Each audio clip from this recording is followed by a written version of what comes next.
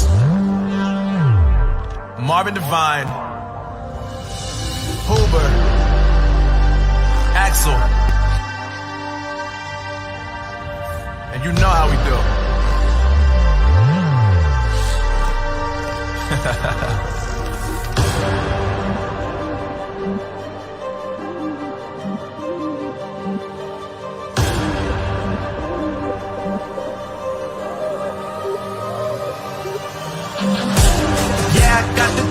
Yeah, I got the juice.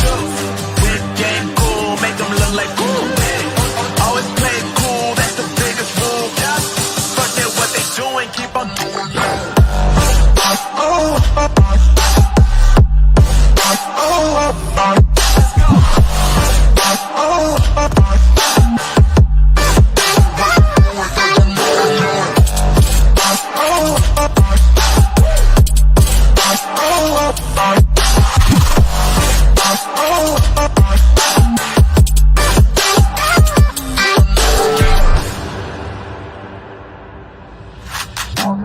I've been making loot since like 22.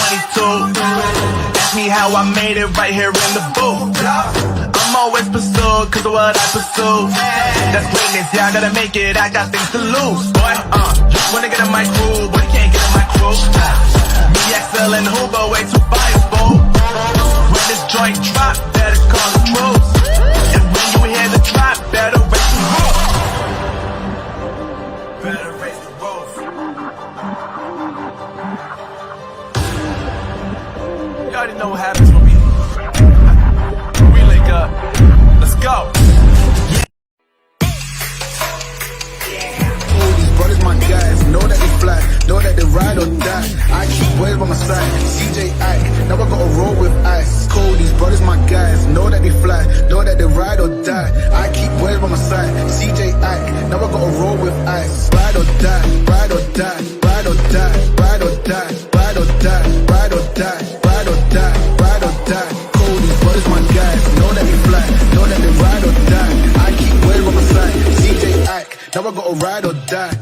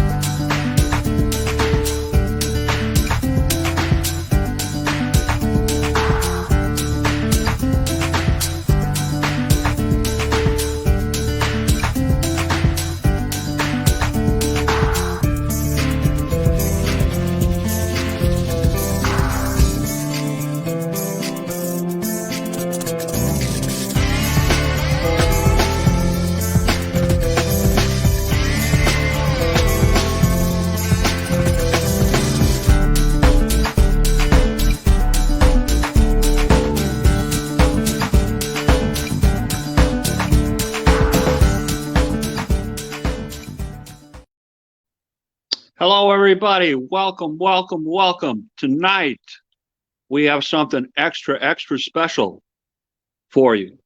There are some people in life that you come across and you know they're special the minute you meet them.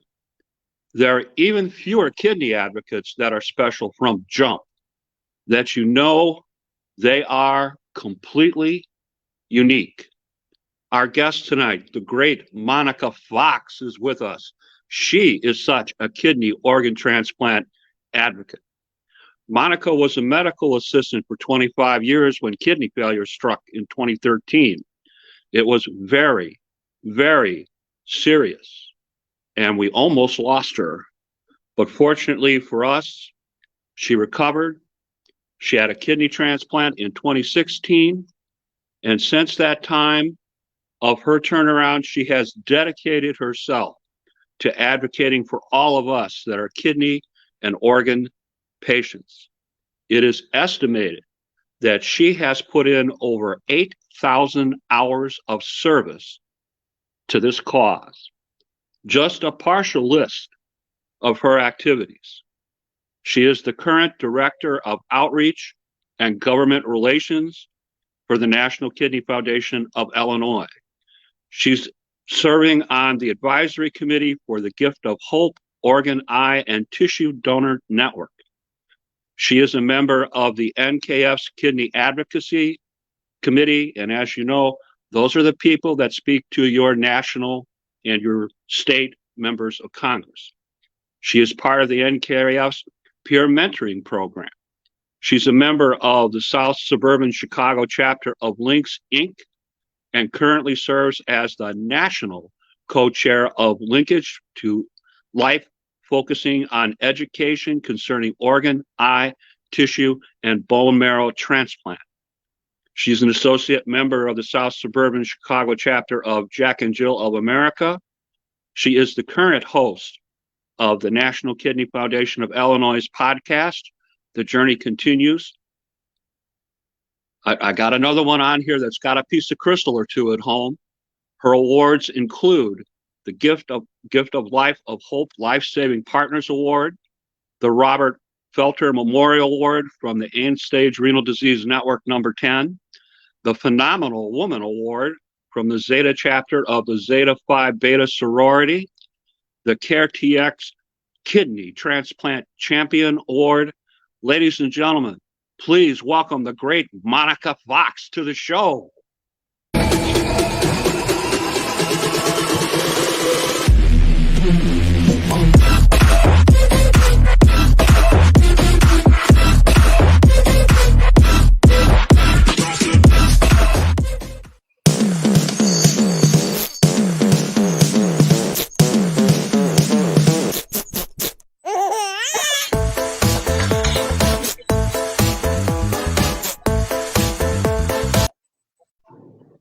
Hey, Miss Monica, how are you? Hey, Uncle Jim, I'm great. Thank you so much. I am humbled by your introduction, but I feel like I'm at a party. This is fancy what you got going on here, Jim. You are too much. Well, Steve Belter is so awesome. His network is just so awesome. I'm just real happy to be with him. So let's get right into it, shall we? Sure. Tell us a little bit about your background, where you grew up, what your younger life was like. Oh, sure. So I'm here in the south suburbs of Chicago. I live in Flossmoor, Illinois. I grew up in the south suburbs of Chicago, born and raised. And I've always been, my mother always taught me to whom much is given, much is expected. And so my parents gave me everything they could. And in return, we did a lot of community service and work to support others. So that's kind of that was how I was raised. I went to college, DePaul University, graduated from there. And I married and had a daughter. She's now 28, since divorce. But I have a beautiful 4-month-old grandson. He is the joy of our lives. He makes everybody happy. And, it's just, I'm sure we'll get into my kidney journey, but my kidney journey changed the course of my life for the better. And I always say that God had a plan. And, in the middle of the night in the ICU, when all I could do was look at the ceiling, I said, God, you saved me for a reason. And when I figure that out, I'm going to commit to it. And when I figured out that he wanted me to be committed to the kidney community, that's what I've been doing ever since then. Wonderful. Wonderful. Tell us a little bit about your work history, Monica. Sure. So when I graduated from college, I started working in the field of orthotics and prosthetics because my father is the first Black certified orthotist and prosthetist in the state of Illinois.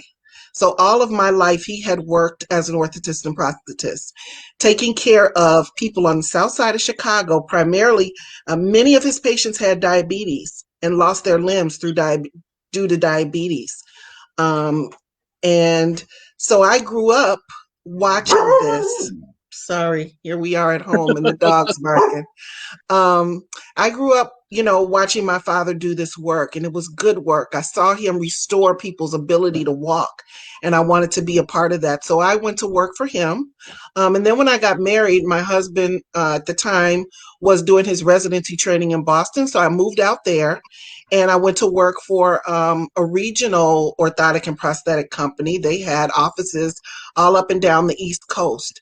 And so I worked for them and I managed their centralized billing department. I actually helped to develop their centralized billing department and for their 10 offices in the New England region, and did insurance contracting and the like for them.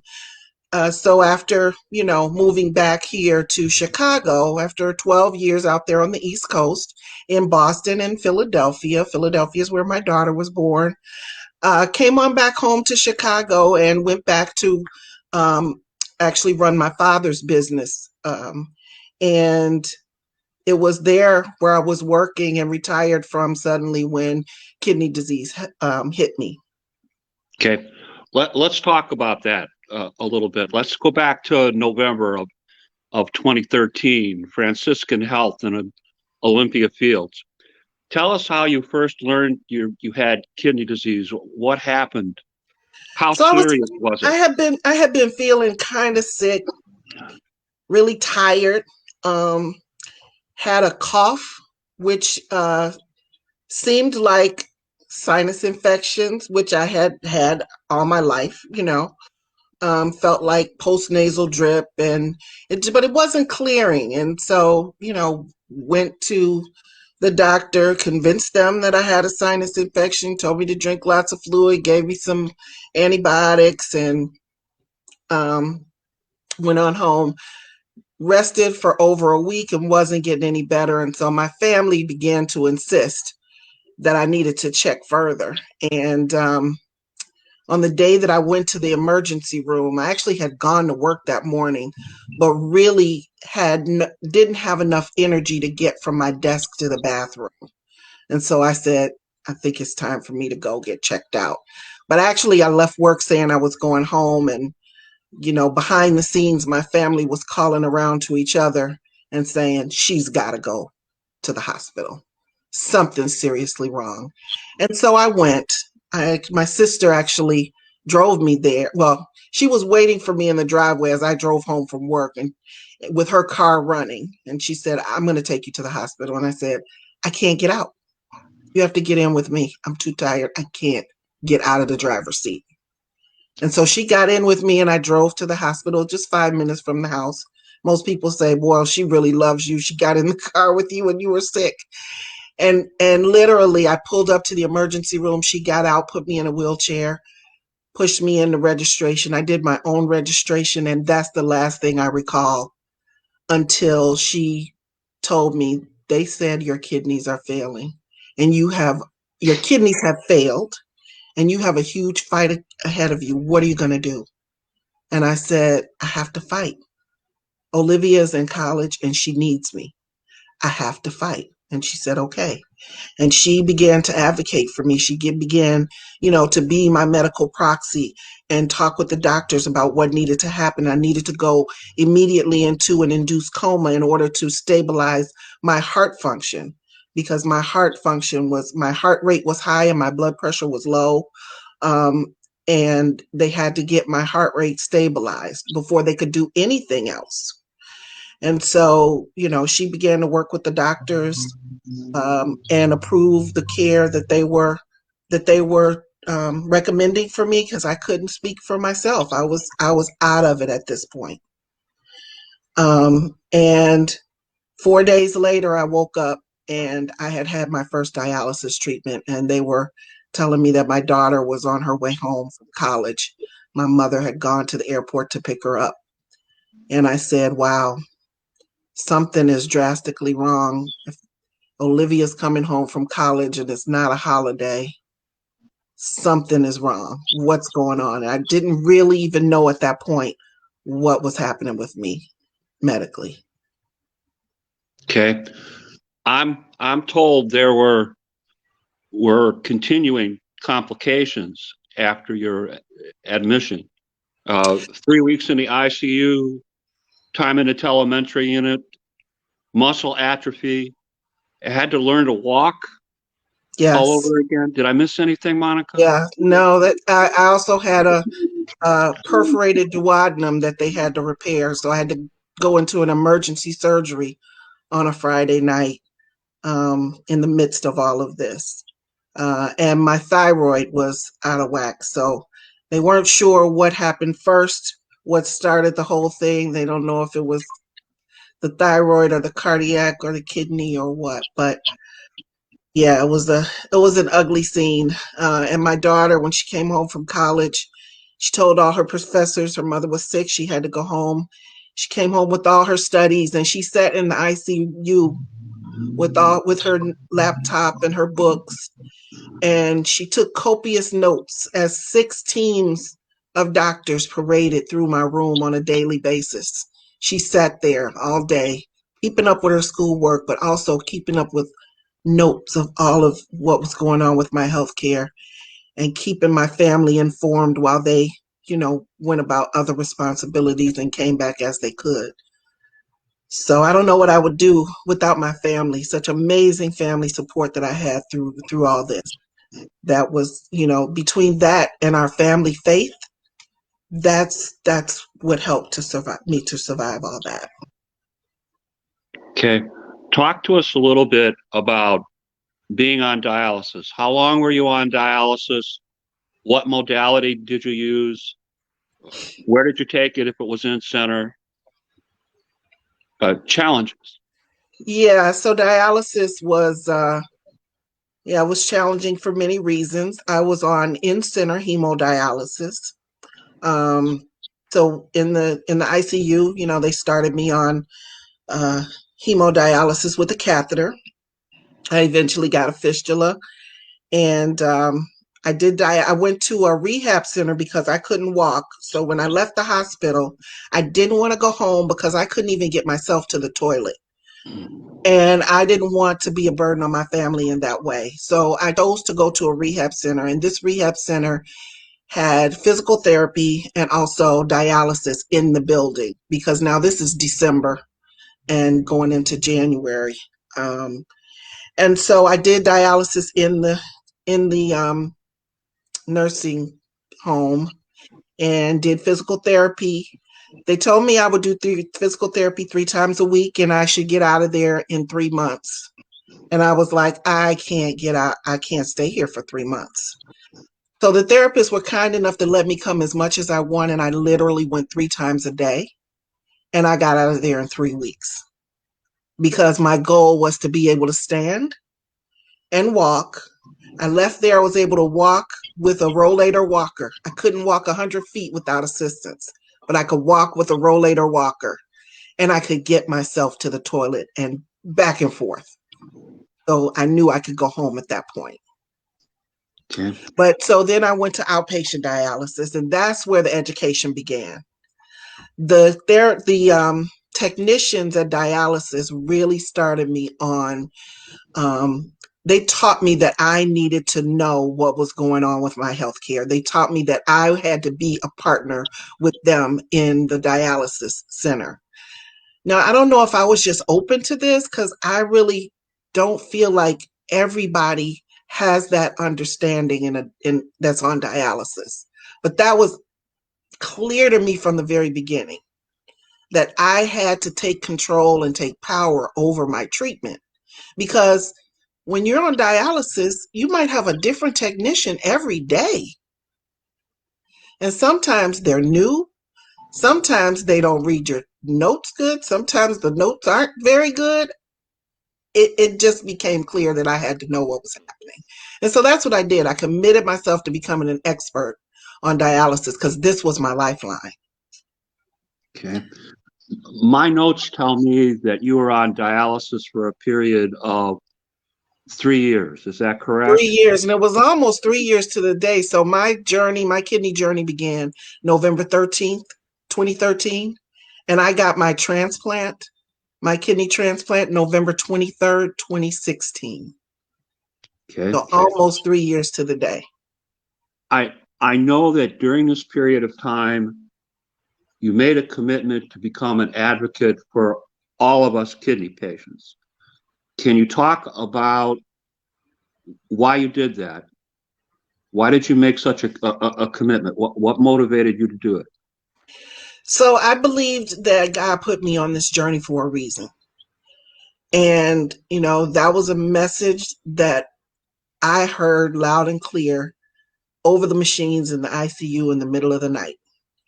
And I prayed about it and I prayed about it. And I said, God, please reveal to me what it is that you would have me to do. And so while I was on dialysis, and I was making it my business to learn everything that I could learn. And, you look around and you see and you hear what is going on with other people. And I started advocating right there in the dialysis center.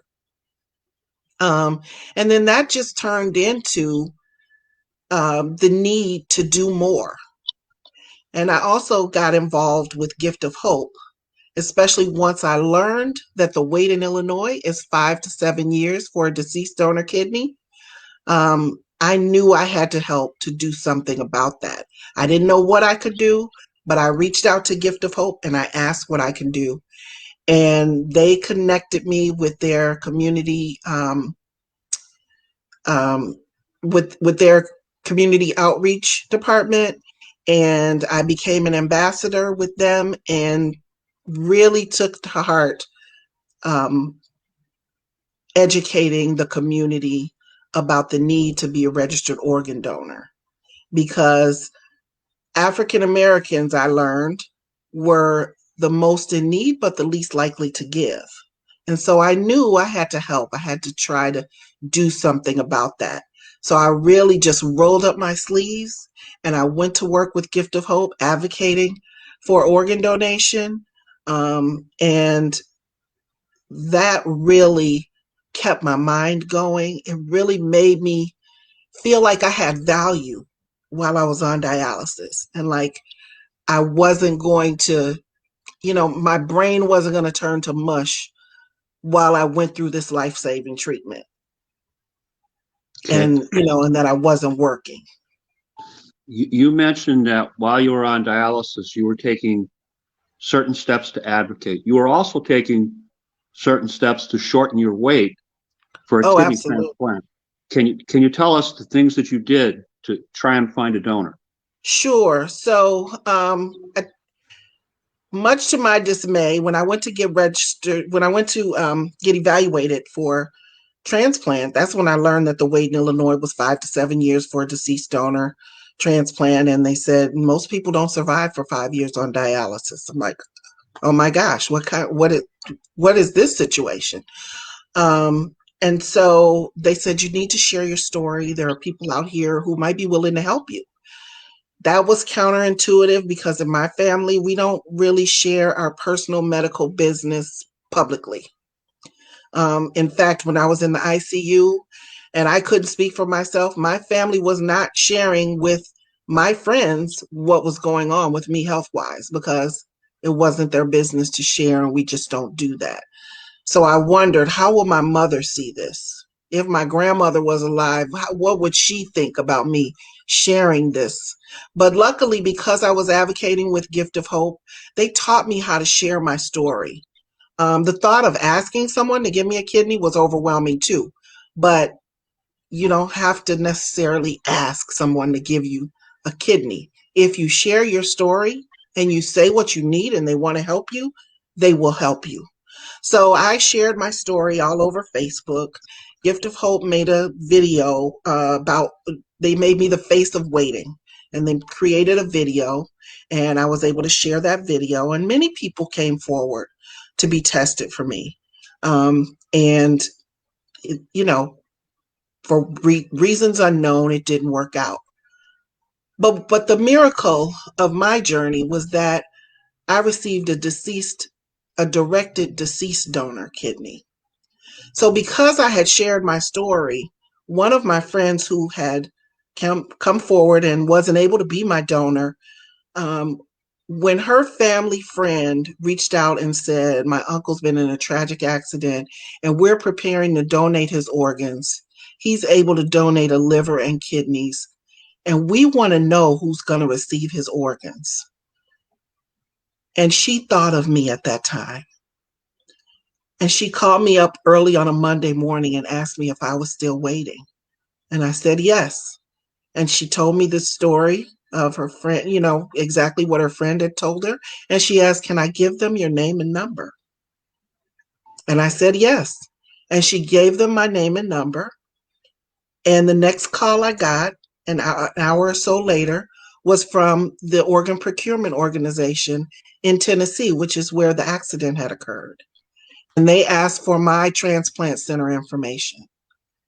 And I shared that information with them, and the wheels got turning, and they sent my blood serum from Gift of Hope down there, and they did the cross match, and he was a blood type match, and my antibodies didn't react to his, and he was a suitable match. And the most beautiful part, his legal next of kin was his daughter. And his daughter was the same age as my daughter, Olivia, is the same age as my daughter, Olivia. And she was the one who called me and said to me that her father had been tested and they had found that he was a suitable match for me. And she was getting ready to sign the paperwork for his kidney to be sent to me. She was 25 years old at the time. I told her, you are the strongest young woman that I have ever known in my life. That took such strength to do that. At the most difficult time of her life, for her to stop and save my life, there's just no words that can express my gratitude for that gift. Okay. Let's make sure we get the cast of characters right, Monica.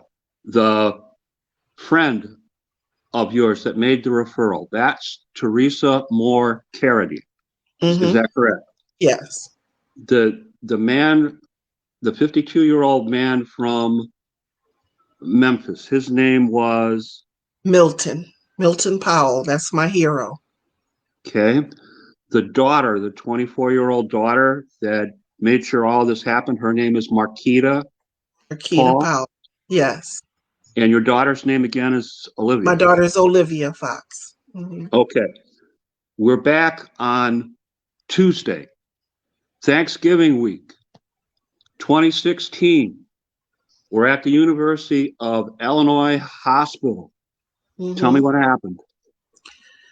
So they called me at about 6:00 and said, the kidney has just been put on a plane and is on its way here. We need you to get to the hospital. And so my daughter drove me immediately to UI Health. They took me right in and started to work me up for surgery. And I went to the OR at about 11:30 that night. And I woke up the next morning, came out of surgery, I think maybe 5 a.m. Olivia stayed there overnight by herself because my sister was here with her son. And then she left and my aunt came to relieve her. And they finally woke me up. They keep you intubated post transplant. And once they removed the tube and I woke up, I opened my eyes, I felt 200% better instantly. I mean, it was like I call it a miracle because it truly felt like a miracle. And I felt like I could just get up and run laps around the hospital. It was just totally amazing. Excellent. Excellent. What a great transplant story, my friend. Let's talk a little bit about your kidney advocacy since the time of your transplant. By the way, how long have you been transplanted now? You were transplanted in 2016. This is 2021. 2016 is gonna be 5 years in November. Happy So 4.5 Thanksgiving. years. Yeah, Thanksgiving is a wonderful time of the year. All right, let's talk about your advocacy a little bit. Tell us about kidney kits. What's that all about? Oh, so kidney kits that's something that I started while I was on dialysis. So I'm a Mary Kay beauty consultant. Shameless plug. Shameless plug. But when I was on dialysis before I learned about Mary Kay Cosmetics, my skin was really dry and just ugly. And I mean we suffer with dry skin because your kidney's not functioning right and your toxins are out of whack. So I learned about Mary Kay and I started to use the products and it really made a difference in my life. So I wanted to give back. Once I got my transplant, I wanted to do something for others. And so my daughter and I got together and we decided to put together kidney kits. So I sent out an email to all my friends and family and I asked them if they wanted to purchase kidney kits that would be given to people on dialysis. And those kits would contain nourishing products for men or women that would help with their skincare. And so we put together these kits and we usually gave them out at Christmas time. And if it wasn't Christmas time, it might be Valentine's Day.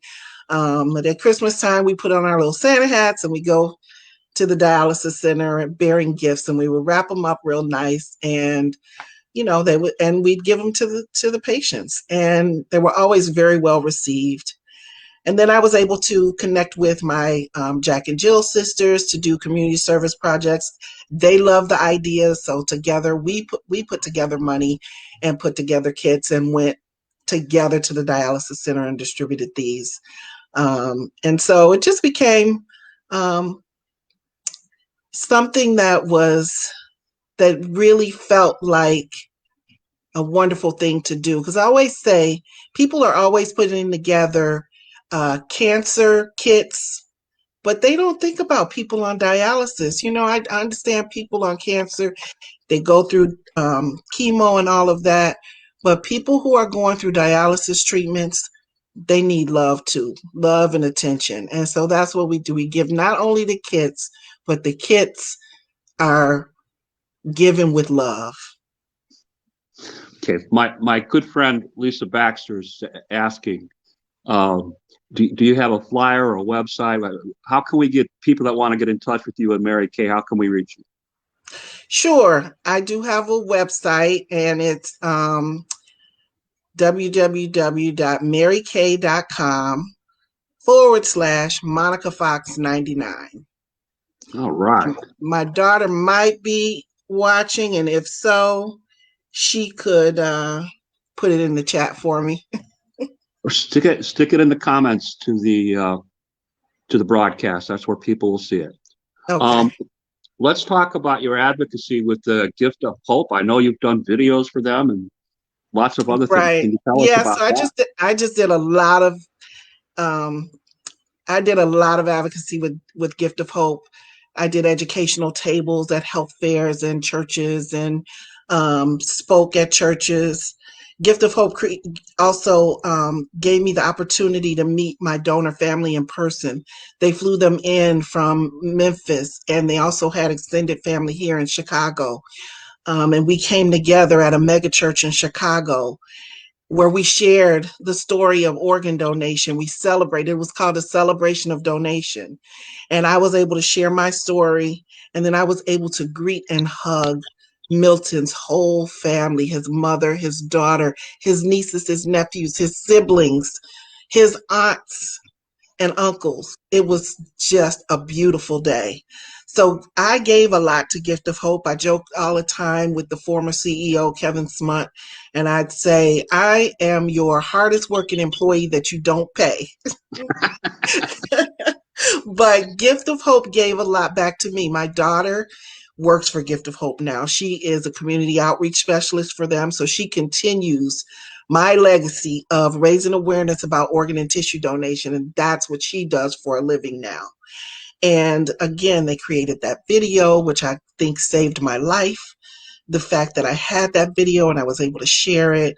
I also used to share, information about dialysis while I was, I would do lives when I was on dialysis, or I would post pictures and talk about some of the difficulties of it. And all of that helped, to raise awareness and for people to understand what I was going through. So Gift of Hope is a wonderful organization. And my work with them was really life-changing. It really helped to develop me into the person that I am today. Excellent. Let's talk about CAC. Let's talk about your experiences with the National Kidney Foundation's Kidney Advocacy Committee and advocating to our national members of Congress. Yes. Well, when I got my transplant and I started looking online for, just trying to figure out what can I do, where can I get involved? When I ran across the information about the Kidney Advocacy Committee, I'm like, that's the place for me. I want to talk to these legislators. I want to make a difference. I want to help make a change. And so I got involved and I was invited to come to the Kidney Patient Summit. That's where we first met. It was, I think you might have been one of the first people I met there. And it was just so empowering to go and share your story with these legislators or their aides, and they really listen. And then to see, policies become law that you've worked on, it's really just wonderful. And so the beauty of the miracle of that story was that the then program director from NKFI was there along with one of the program associates. And of course, because we were from Illinois, we were together in a group and we became friends. And that's basically how I came to work for NKFI. So NKFI, National Kidney Foundation of Illinois. That's right. And so we talked, we worked together through that Kidney Patient Summit. And when it was over, I said to her, my mission aligns with the mission of NKFI. And I think you should hire me because I was going to start my own organization, but then I'd compete with you. So you should just hire me. And that would make everything much easier. And couple of months later, she called me up and said, "Were you serious? Are you really interested?" And I said, yes. And I took an entry-level position. I'm like, all I got to do is get my foot in the door and I can work my way up to where I need to be. And so I started off as an outreach associate. It was a position that hadn't existed before.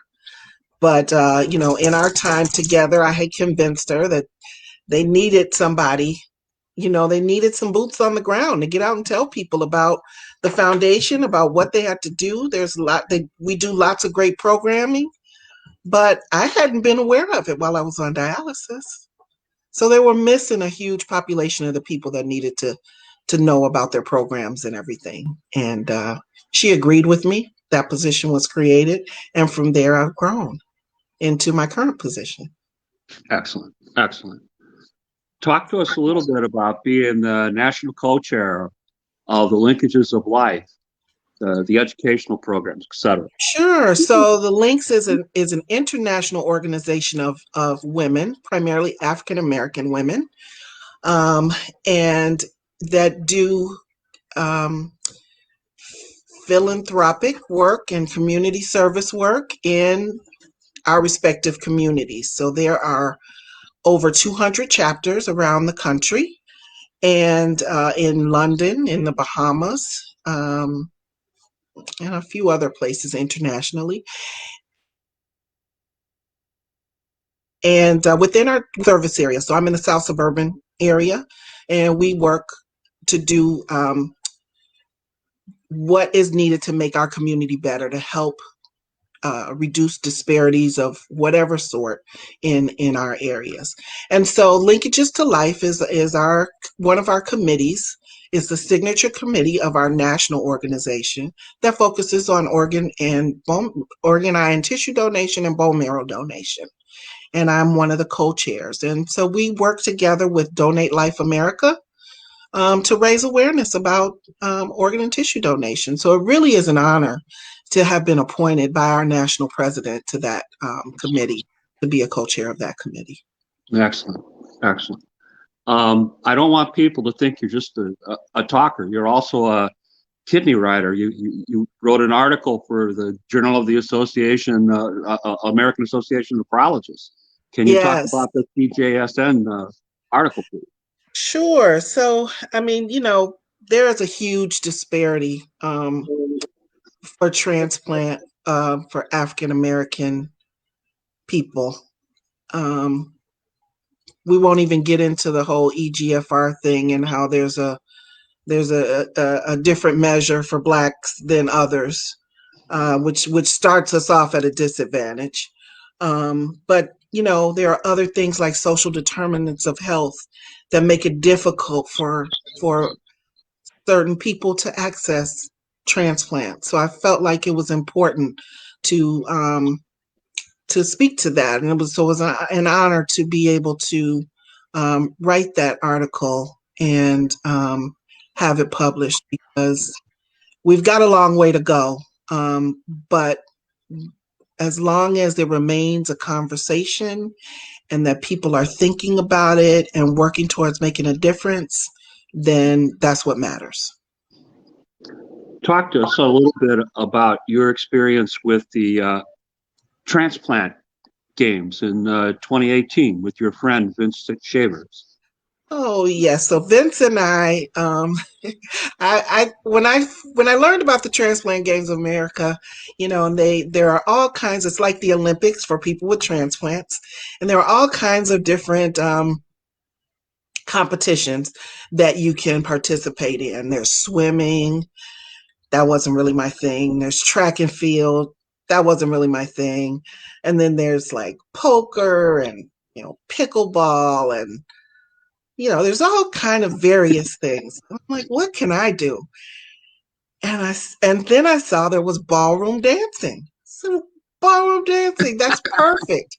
But I gotta find a partner. So I was able to convince Vince to be my partner, and we found a ballroom dance studio that was willing to give us lessons and choreograph a dance for us out in Naperville. And we went for lessons for about a month. I think we had a total of 8 lessons, and we learned a routine, and we went to the games and we did this routine, and we won a bronze medal. So it was really fun. It was really fun. And Vince is just a hoot. He is such a great guy. So we had a lot of fun doing it. It was great exercise, which is the point of the Transplant Games of America, to encourage transplant recipients to live a healthy, active, and fun life. So I did ballroom dancing, and I won a bronze medal, and I did racquetball, and I won a silver medal. And then I did the 5K, and in the 5K, everybody wins. Okay. Talk to us a little bit about your experiences now with the National Kidney Foundation of Illinois as the Director of Outreach and Government Relations. Let's start with Robin Roberts and Good Morning America. Oh yeah, that was fun. So I went to New York City for training for a new program, which is a fantastic program that we offer. It's called Take Charge of Your Kidney Health.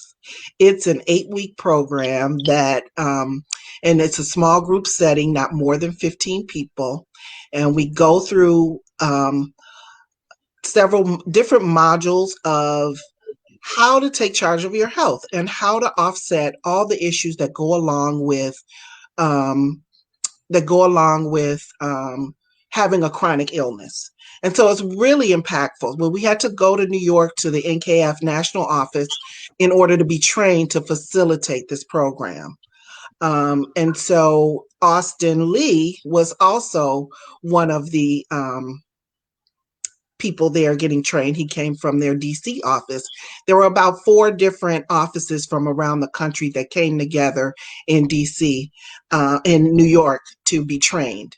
And so early one day during our session, I said, I really want to go to Good Morning America. So I'm going to get up early tomorrow morning and go to Good Morning America. Who wants to go with me?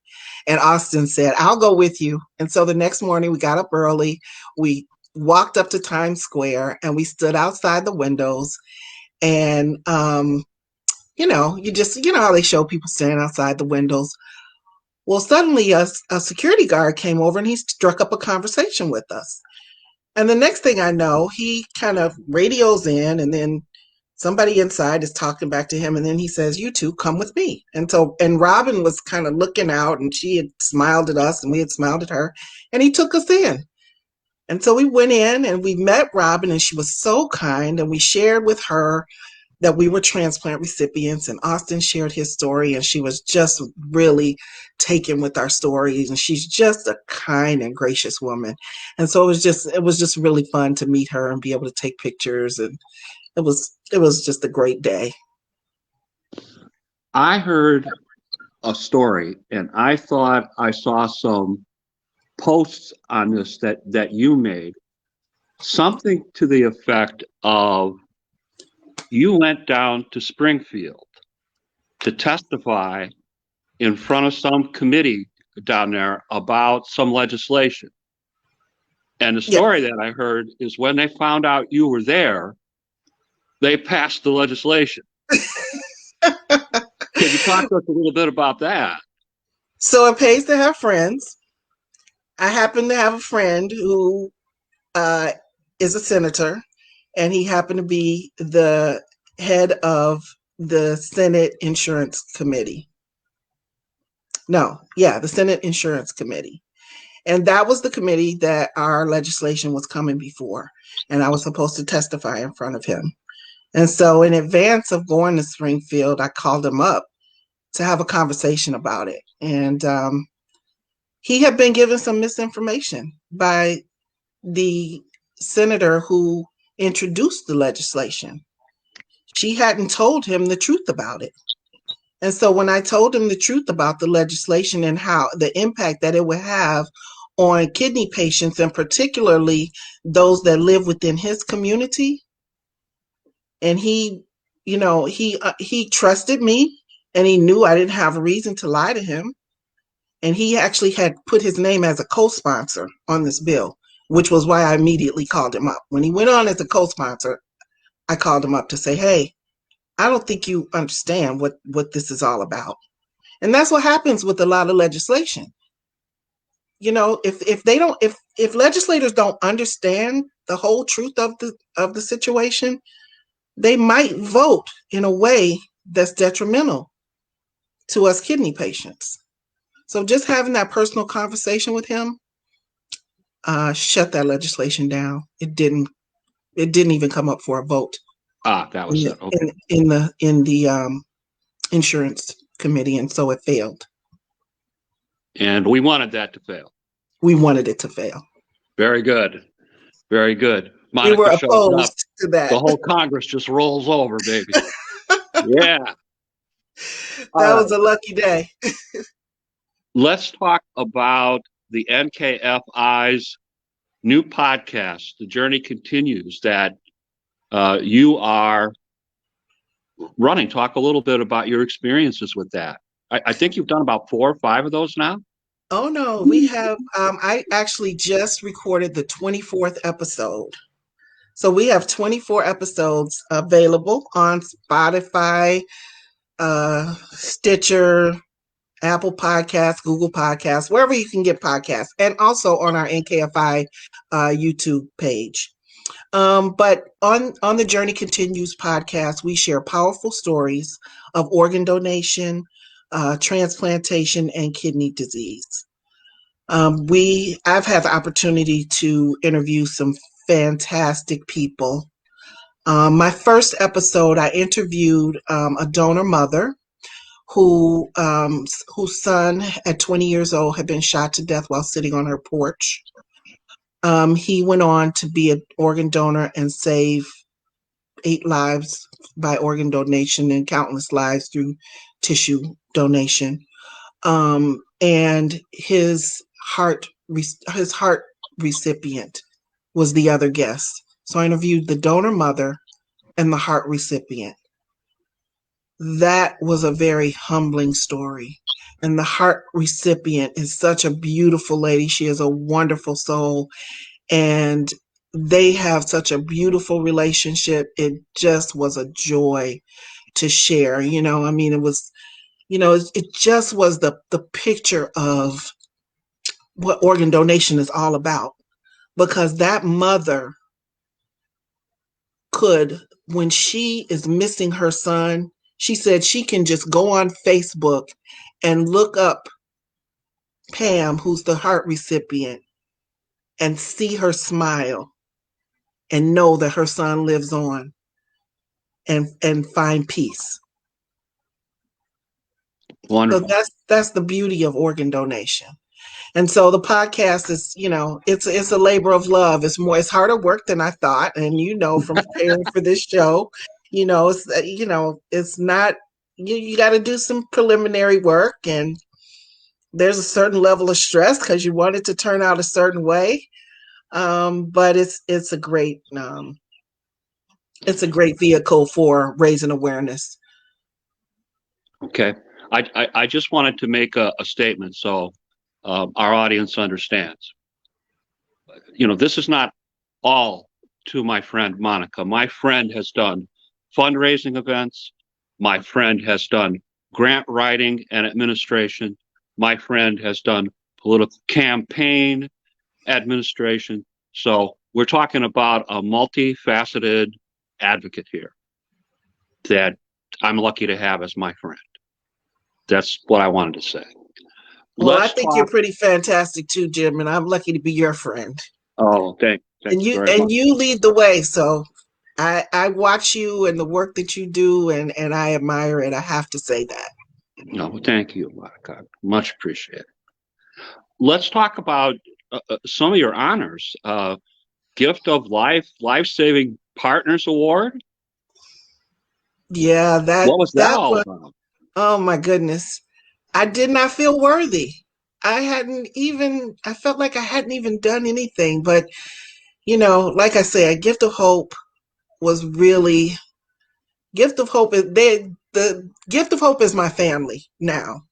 And the work that I was able to do with them was life-changing for me. But it made a difference. We really, people, it was amazing to see the wall come down. When you're in a community, you're out at a health fair or a community event, and they walk up and they see Gift of Hope and they say, "What's Gift of Hope?"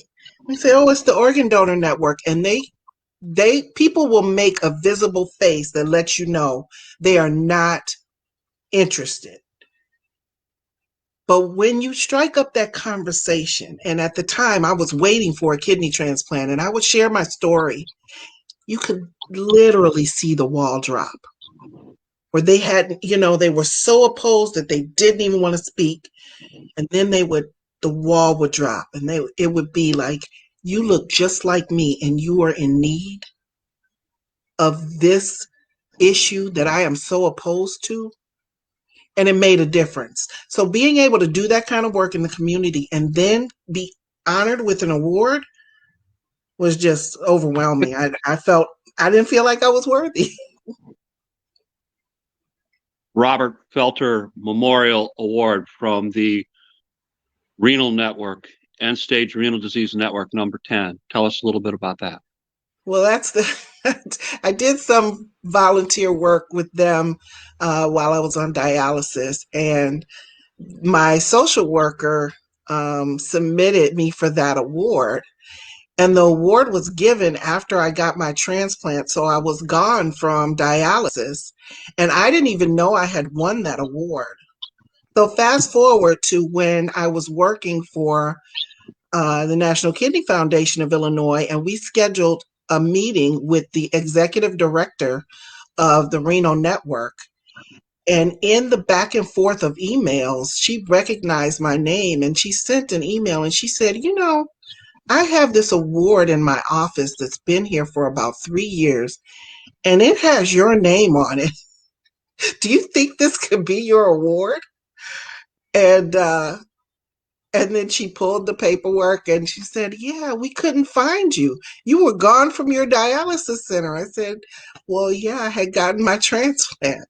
So she brought the award and gave it to me at Maggiano's restaurant downtown during a meeting with that we had scheduled for National Kidney Foundation and the Renal Network.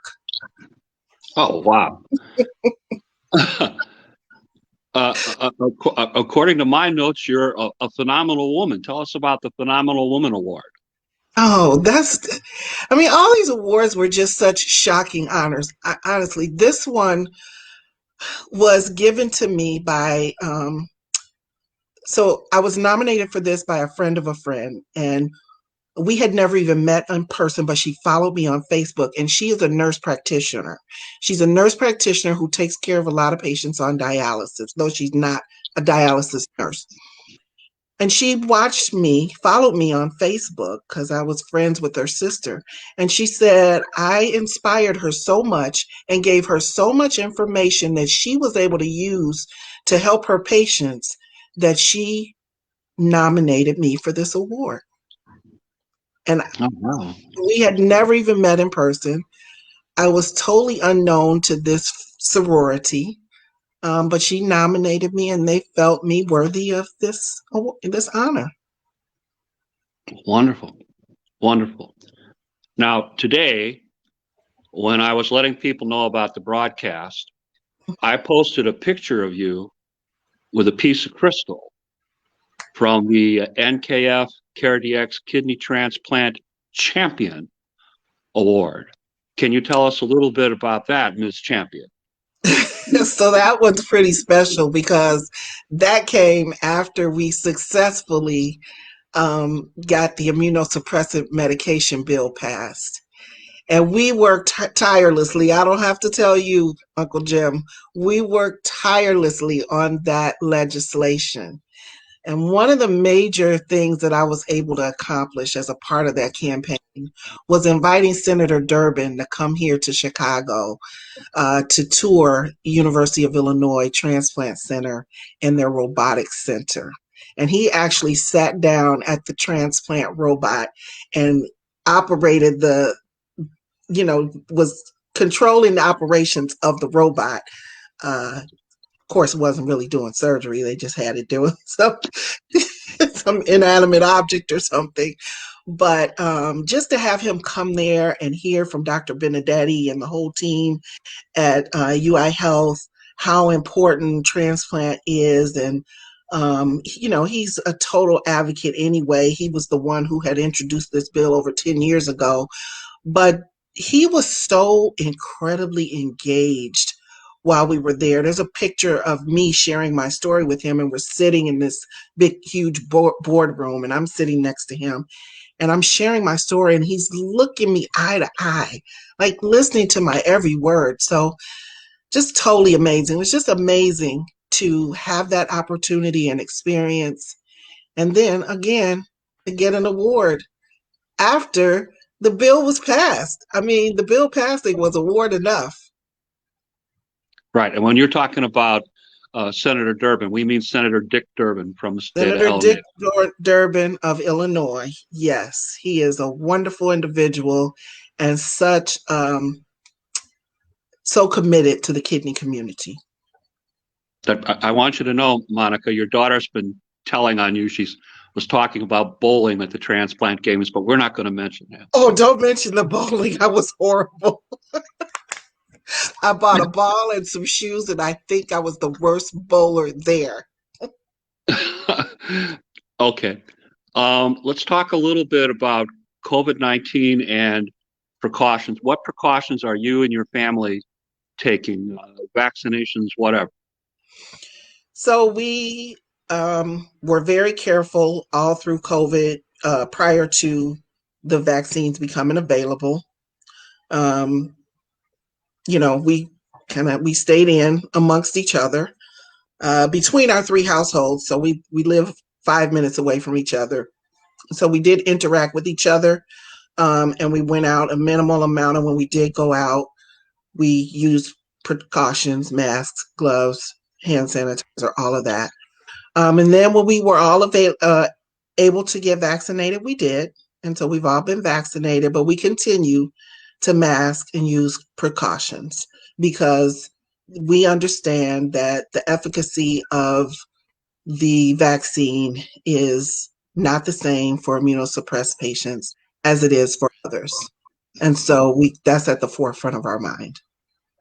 Okay.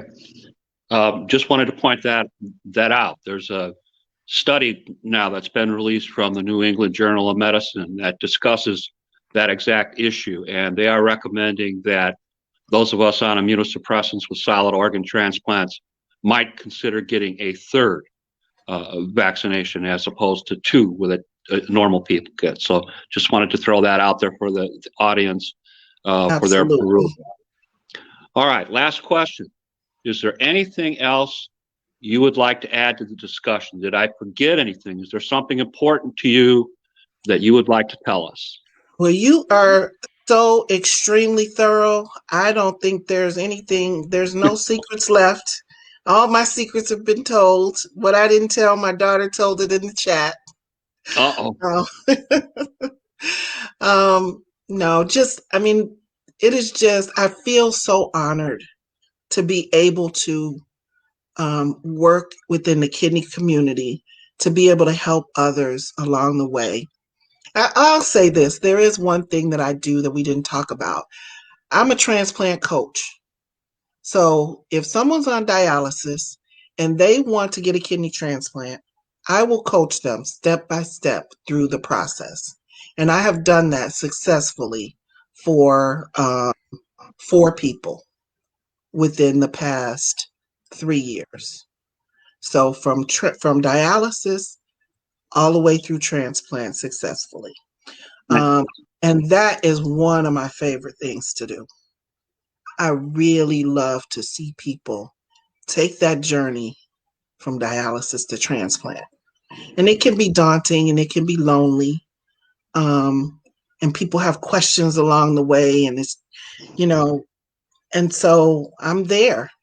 I'm there for them to answer those questions, to encourage them, to advocate for themselves, to not just sit and wait, to make the phone calls, to make sure they get the next available appointment for whatever tests they need so that they can progress through the system as quickly as possible and be ready for that life-saving call when it comes. Also helping to encourage them to get a living donor, to share their story with the hopes of getting a living donor. So that's something that's really important that I do. And you do the NKF peers also, right? Yes. Mm-hmm. Haven't really done much with that.